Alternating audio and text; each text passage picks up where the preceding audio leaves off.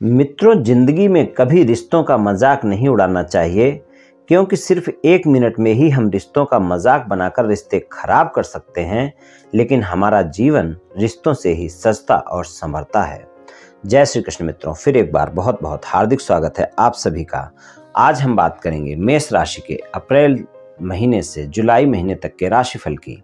राशिफल में आपके धन, व्यापार, नौकरी, परिवार, स्वास्थ्य, शिक्षा, वैवाहिक संबंध, प्रेम संबंध सभी बातों की चर्चा करेंगे और अंत में उपाय की चर्चा भी करेंगे। इसलिए वीडियो को पूरा अंत तक देखें व सुने, तभी आप मेष राशि वालों के अप्रैल महीने से जुलाई महीने तक के राशिफल की पूरी जानकारी प्राप्त कर पाएंगे। ये राशिफल चंद्र राशि पर आधारित है, यानी मून साइन पर। जिन लोगों को अपनी राशि नहीं पता है वो लोग अपनी जन्म कुंडली में ये देख लें कि चंद्रमा उनकी किस राशि में है। जिस राशि में चंद्रमा है वही उनकी राशि है। जिनके पास जन्म कुंडली नहीं है वो अपने नाम के पहले अक्षर से अपनी नाम राशि जान सकते हैं और ये राशिफल अपनी नाम राशि से देख व सुन सकते हैं। तो चलिए मित्रों, शुरू करते हैं। मेष राशि वालों के सबसे पहले धन की बात करते हैं। मेष राशि वालों के धन की बात करें तो धन भाव के स्वामी जो है वो शुक्र हैं और आय भाव के स्वामी शनि हैं। आय भाव में कुंभ राशि है और कुंभ राशि के स्वामी शनि का गोचर चारों महीने यहीं पर है और धन भाव के स्वामी जो शुक्र हैं वो 6 अप्रैल से धन भाव में ही गोचर करेंगे और 2 मई से मिथुन राशि में चले जाएंगे। और यहाँ पर अगर हम देखें तो 30 मई से वो कर्क राशि में और 7 जुलाई से सिंह राशि में उनका गोचर होगा। तो धन भाव के स्वामी का गोचर धन भाव से लेकर पंचम भाव यानी दूसरे भाव से लेकर पंचम भाव तक रहेगा। आय भाव के स्वामी का गोचर आय भाव में ही रहेगा और आपके राशि स्वामी जो मंगल हैं उनका गोचर 10 मई से कर्क राशि यानी चौथे भाव में होगा। उससे पहले वो तीसरे भाव मिथुन राशि में रहेंगे और 1 जुलाई से सिंह राशि में रहेंगे। तो इन सभी ग्रहों का गोचर अच्छा है, लेकिन आपकी राशि में राहु का गोचर भी है, ये भी ध्यान रखना जरूरी है। तो यहाँ पर अगर हम देखें तो धन और आय के मामले में आपको बेहतर परिणाम मिलने वाले हैं। धन और आय के मामले में आपको किसी भी प्रकार की कोई भी दिक्कतें इन 4 महीनों में नहीं दिख रही हैं और धन और आय के लिए अच्छा समय है। बस आप अप्रैल के महीने में थोड़ा सा खर्चों पर नियंत्रण रखकर चलेंगे तो आपके लिए अच्छा रहेगा। और अप्रैल के बाद का जो समय है वहाँ पर आपके स्वास्थ्य को लेकर कोई न कोई खर्च हो सकता है या परिवार के किसी सदस्य के स्वास्थ्य को लेकर खर्च हो सकता है, तो वहाँ पर बजट खराब हो सकता है।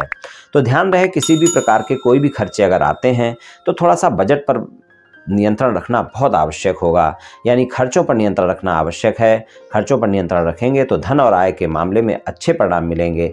आय में तो किसी तरह की कोई रुकावट है नहीं। अगर आप नौकरी करते हैं तो आपका बेहतर 4 महीने जाने वाले हैं। आपके नियमित तौर पे आय होती रहेगी और आप परिणाम भी अच्छे देखेंगे।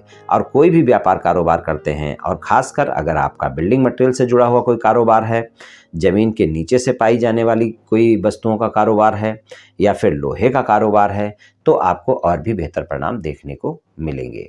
तो धन और आय के मामले में बहुत बेहतर रहेगा और व्यापार, कारोबार और नौकरी के लिए भी अच्छा रहने वाला है ये जो 4 महीने हैं। बात करते हैं पारिवारिक जीवन की। पारिवारिक जीवन की बात करें तो दूसरे भाव के स्वामी का गोचर अच्छा है। चौथे भाव में कर्क राशि है, स्वामी चंद्रमा है, उनका गोचर सभी राशियों में होगा।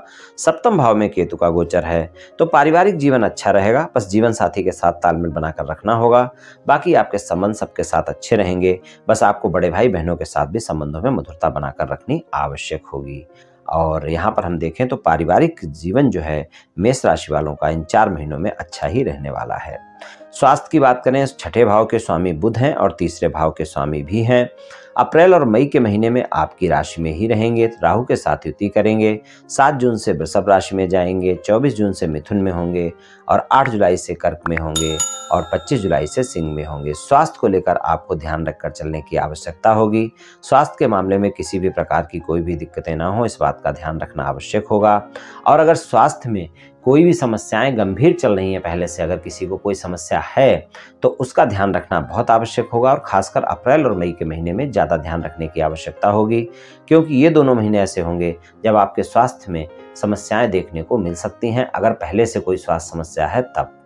और अगर पहले से कोई स्वास्थ्य समस्या नहीं है तो थोड़ा सा अगर आप अपने स्वास्थ्य के बारे में सतर्क रहेंगे, स्वस्थ दिनचर्या अपनाएंगे, योग प्राणायाम करेंगे, तनाव से बचकर रहेंगे तो स्वास्थ्य के लिए फिर बेहतर समय रहेगा। लेकिन स्वास्थ्य के मामले में किसी भी प्रकार की लापरवाही आपको बिल्कुल भी नहीं करनी है, इस बात का ध्यान रखना है।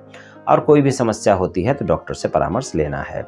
शिक्षा की बात करें तो शिक्षा के लिए ये समय अच्छा है। अप्रैल से लेकर जुलाई तक का समय शिक्षा में आपको अच्छे परिणाम दिखाएगा और शिक्षा के लिए बेहतर परिणाम देखने को मिलेंगे। पंचम भाव के स्वामी सूर्य हैं, सिंह राशि है, 14 अप्रैल से मेष राशि में ही आएंगे, यानी आपकी राशि में ही गोचर करेंगे। लेकिन राहु के साथ युति होगी, तो 14 अप्रैल से 15 मई तक का शिक्षा के लिए ऐसा होगा जब आपको एकाग्रता में कमी दिखेगी, तो आपको एकाग्रता बनाकर रखनी होगी। 15 मई से लेकर 17 जुलाई तक का जो समय है वो शिक्षा के लिए काफ़ी अच्छा रहेगा। वहाँ पर आपको बेहतर परिणाम मिलते हुए नजर आएंगे, वहाँ पर परिणाम आपको अच्छे रहने वाले हैं। अगर आप विदेश में कोई शिक्षा ग्रहण करना चाहते हैं, विदेश में पढ़ाई करना चाहते हैं, वहाँ पर दाखिला वगैरह लेना चाहते हैं, तो उसके लिए आपके लिए अप्रैल का महीना ज़्यादा बेहतर है। तो कुल मिलाकर शिक्षा में आपको अच्छे परिणाम ही देखने को मिलेंगे। वैवाहिक संबंधों की बात कर लेते हैं। वैवाहिक संबंधों की बात करें, सप्तम भाव के स्वामी शुक्र हैं। शुक्र का गोचर अच्छे भाव में है, मतलब अपने वृषभ राशि में ही दूसरे भाव में 6 अप्रैल से होगा और उसके बाद वो मिथुन में, कर्क में और सिंह तक अपना गोचर रखेंगे इन 4 महीनों में। तो वहाँ पर जब 6 अप्रैल से लेकर और 2 मई तक का जो गोचर होगा, वहाँ पर आपके अपने साथी के साथ किसी भी प्रकार के व्यर्थ के बाद विवाद से बचकर रहें। हालांकि रोमांच ज़्यादा बना रहेगा क्योंकि अपनी स्वराशि में गोचर करेंगे सप्तम भाव के स्वामी, लेकिन क्या है कि आप फिर भी देखेंगे कि आपके रोमांच ज़्यादा रहेंगे, साथी के साथ समय भी बिताएंगे, फिर भी आप पुरानी बातों को लेकर, कोई ऐसी बातों को लेकर जिनका कोई मतलब नहीं है, आप छोटी मोटी बात विवाद कर बैठेंगे। तो वहाँ पर इस बात का ध्यान रखकर चलें। और अप्रैल से लेकर जुलाई तक का जो समय है कुल मिलाकर वैवाहिक संबंधों के लिए अच्छा ही रहेगा।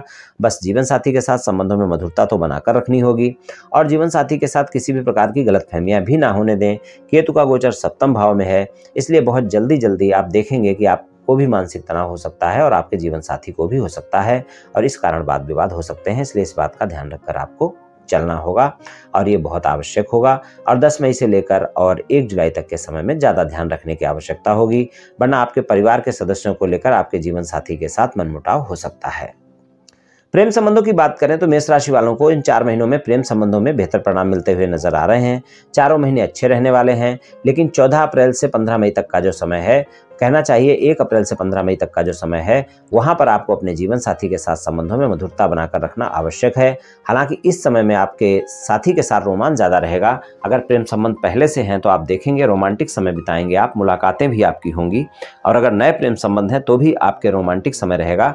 नए प्रेम संबंध वालों को 4 महीने बेहतर रहने वाले हैं और जिनके पुराने प्रेम संबंध हैं उनको 15 मई तक का जो समय है वहां पर अपने जीवन साथी के साथ किसी भी प्रकार का वाद विवाद ना हो, इसका ध्यान रखकर चलना बहुत आवश्यक है।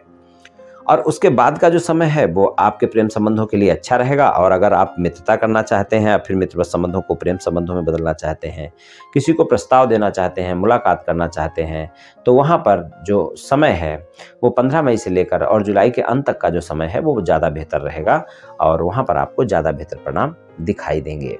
वैसे 4 महीने प्रेम संबंधों में सामान्य परिणाम तो आपको मिल ही जाएंगे। चलिए उपाय की बात कर लेते हैं। उपाय की बात करें तो आप गुरुवार वाले दिन विष्णु सहस्त्र नाम का पाठ करें या सुने और विष्णु भगवान की पूजा उपासना करें, इससे आपको काफी लाभ देखने को मिलेगा।